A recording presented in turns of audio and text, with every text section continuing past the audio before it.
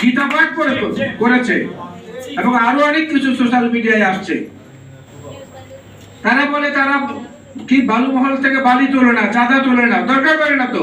তারা তো ব্যাংক দখল করে নিয়েছে, তারা হাসপাতাল দখল করে নিয়েছে, আর্থিক প্রতিষ্ঠানগুলো দখল করে নিয়েছে, অনেকগুলো বিশ্ববিদ্যালয়ে জোর করে চেয়ারে বসিয়ে দিয়েছে তাদের লোকজনদেরকে, প্রশাসনের বহু জায়গায় বসিয়ে দিয়েছে।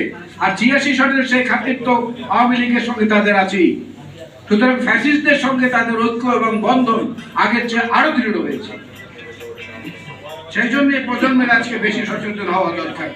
আরেকটা কথা আমি বলি, যেটা ঐতিহাসিক দলিল ভিত্তিক কথাটা, এই যে দলটার নাম আমরা বারবার বলি, এই দলটা তো বাংলাদেশে ডেট অফ এক্সপায়ারের মধ্যে পড়ে গেছে। মেয়াদ উত্তীর্ণ রাজনৈতিক দল।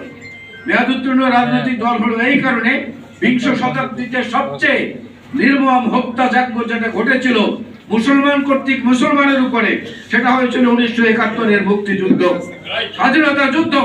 এত বড় নৃশংস হত্যাকাণ্ড একই ধর্মের মানুষ, এক অঞ্চলের মানুষ তারই আর এক ভাই বন্ধুর উপরে করে, এরকম ইতিহাস পৃথিবীতে খুঁজে পাবেন না। সে 1971-এর আত্মসমর্পণের যে দলিল, 1971-এর 16 ডিসেম্বর আত্মসমর্পণের দলিলে পরিষ্কার লেখা ছিল, Pakistan army, Pakistan air force, Pakistan navy and auxiliary political and paramilitary forces. auxiliary political forces কারা ছিল? জামাত ইসলামী এবং মুসলিম লীগ।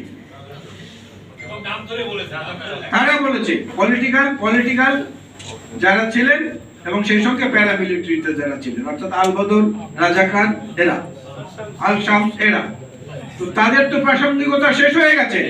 আজকে পর্যন্ত তারা যে রাজনীতি করছেন বাংলাদেশের উদারতা এবং তাদের দয়া বদান্যতার কারণে, সেই আত্মশুদ্ধি তওবা করার সময় যদি না হয়ে থাকে, তাহলে সেই সময় তাদের বের করা উচিত।